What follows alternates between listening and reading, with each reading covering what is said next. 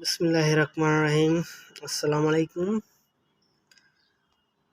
আমি গত কয়েকদিন ধরে একটি ভিডিও দেখছিলাম, যেটা হলো ইসকন, যেটা এখন সোশ্যাল মিডিয়া অনেক ভাইরাল। ইসকন যেটা হিন্দুত্ববাদী, হিন্দু জাতি আর কি।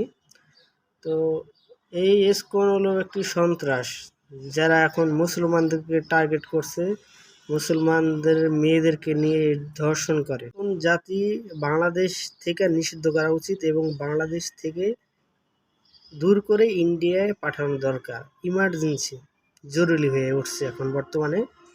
যারা হিন্দু যে কত নিকৃষ্ট একটি জাতি তার প্রমাণ তারা অনেক কাজে কর্মে দিয়ে থাকে। তো দেশবাসী সবাই সতর্ক সাবধান থাকবেন, ইসকন জাতি থেকে দূরে থাকুন এবং যে তারা কতটুকু খারাপ। বর্তমান পৃথিবীতে যদি কোনো জাতি নিকৃষ্ট থাকে তাহলে একমাত্র ইন্ডিয়ান নিকৃষ্ট জাতি হিন্দু জাতি। সবাই